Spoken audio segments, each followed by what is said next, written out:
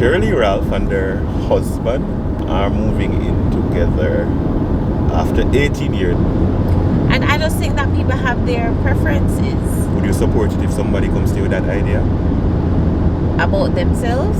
Some people live together, might as well they live in a separate houses for peace. If you had a bad day and you're looking for a smile, bringing hope and joy for a day that was wild. Stuff from the cuffs is here to make things bright. In a world so dark, they're bringing some light. Stuff from the cuffs. Stuff from the cuffs.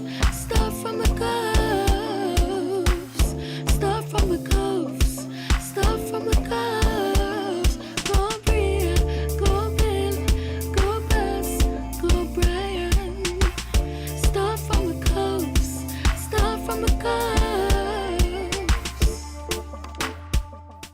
So, quick note on something we see We saw. circulating.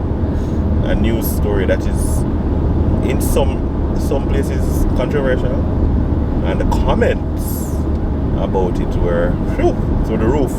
I need to read the comments. Shirley Ralph and their husband are moving in together after 18 years. They lived in separate locations based on their work life, based on everything that usually happens.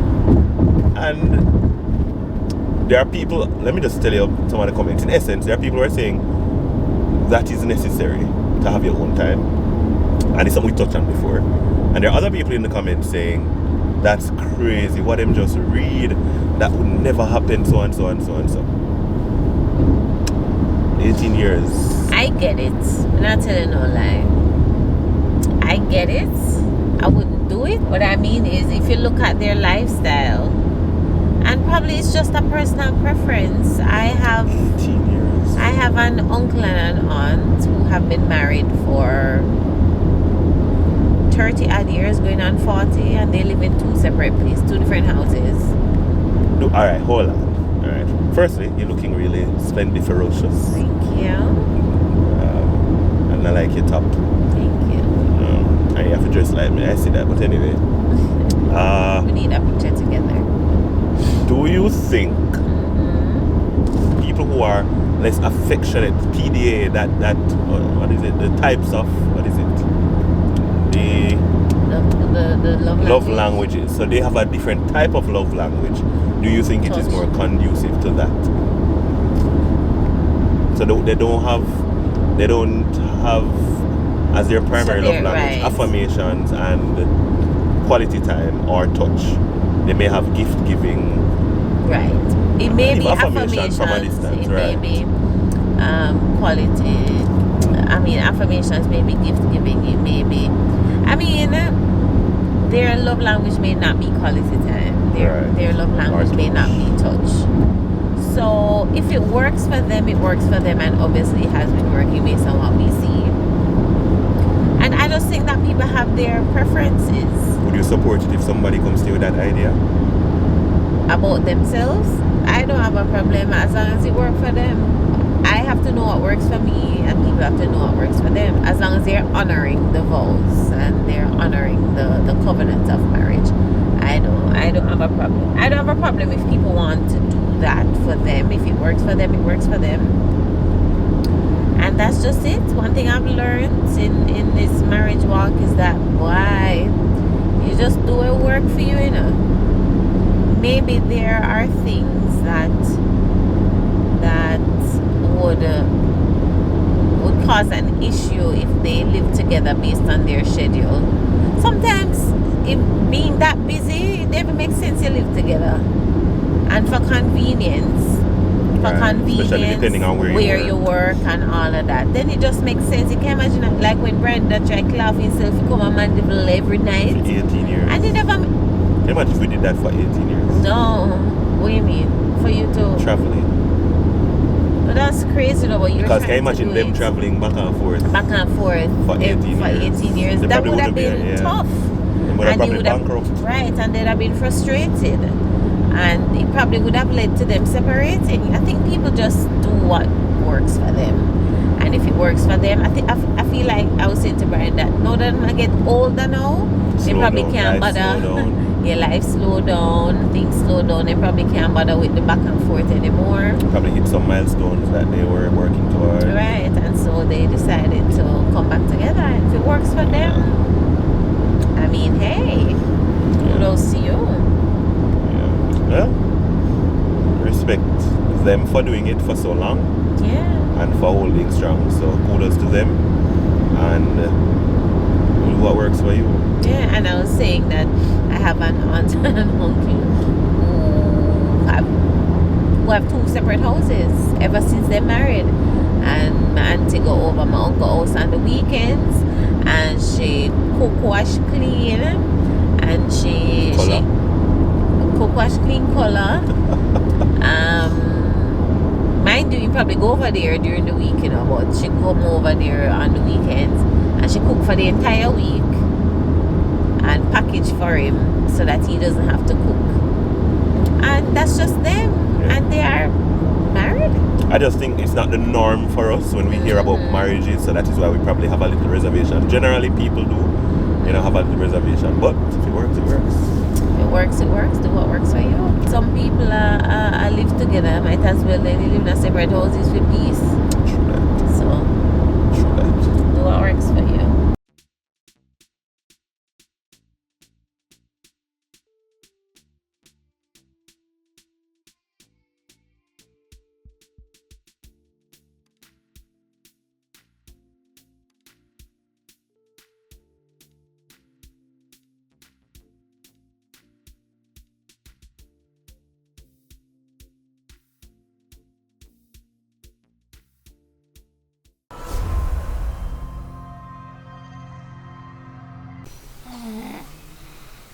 Cufflinks fam. Why am I sick? She has a cold, she has a fever. No, she's fighting it out, and Daddy's here with her today. Mommy had to go on the road, sister's gone to school. Pray her up, she's a trooper. Do you know it is with colds in December? And also just going to school. Parenting ain't easy.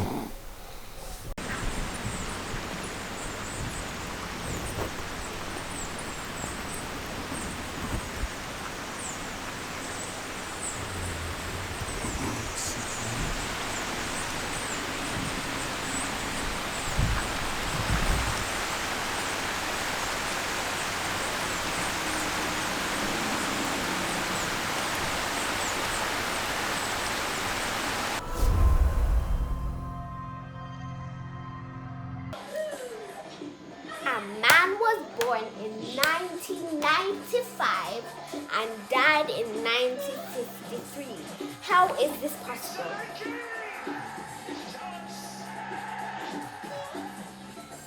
1995 and died in 1953. He died in 1990.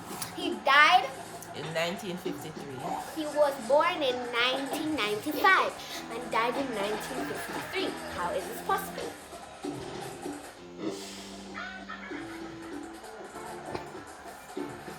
How is it possible? I know. You know? Yeah. Don't Oh, tell you know. Me, because I'm smart. Don't tell her. Don't tell So- her. Don't tell her. so- All right. Hold on. Was born in 1995 Daddy whispered in my ear. No, I'm not telling you. and You died say you in know. 1953. Yes, I do. You want me to Is tell his you? father? No. No. All right, ready? Ready for me to tell you, Mom? Yeah. All right. He was actually born in 1995, Room but he actually number. died in hospital room 1953. Room number. He actually died in hospital room 1953. Mommy. That's a good one. A few moments later.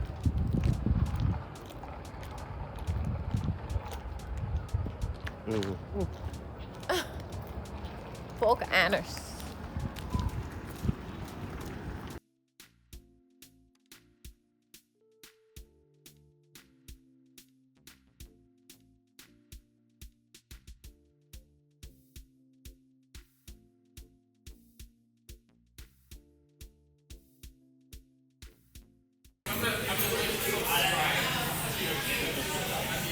Hello. Cufflinks, you may know her. You may know her. You may know her. My vlog. Not yours, man. What? I mean, I never vlogged today. No, I did not vlog. Yeah.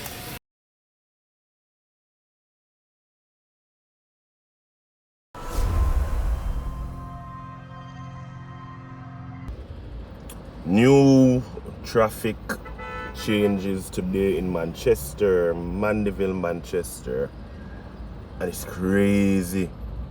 Traffic crazy. It's after 10 in the morning and it's crazy. People just learning the roads.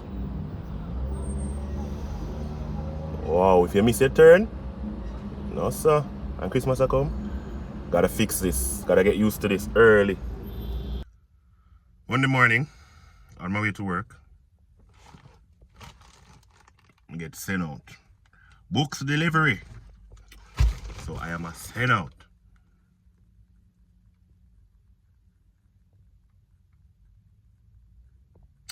And she's at home in bed.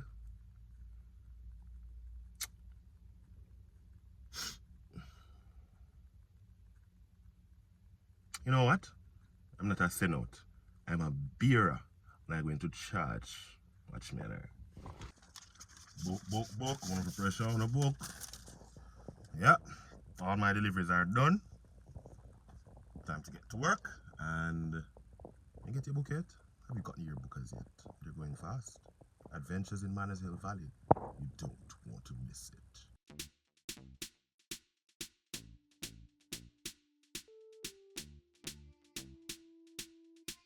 More Jamaicans are now focusing on period poverty and the stigma surrounding the topic.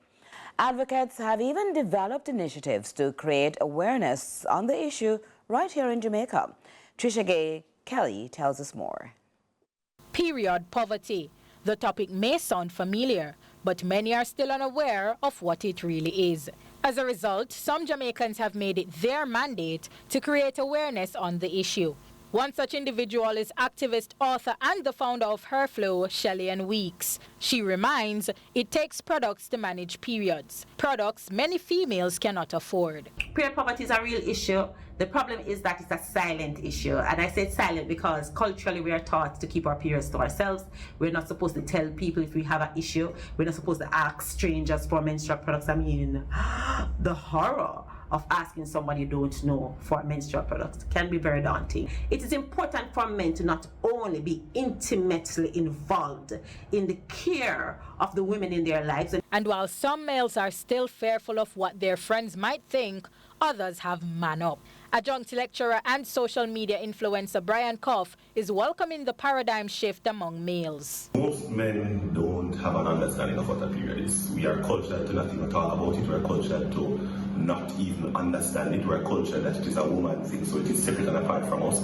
We are cultured that even pads, sanitary napkins, they are not things that we should touch. Our whole view on all things related to the menstrual cycle should be evolving. We should understand the importance of it. We should understand the importance of supporting a woman during that time. We should understand the importance of being a part of the knowledge and understanding of what it is and what it is about, because we can help make the difference for women out there. I've been inspired by the work of Shelley Weeks and her Flow Foundation, and even in reading and finding out some of the statistics regarding how many girls in our nation suffer from period poverty and how they are unable to get sanitary supplies during their cycles.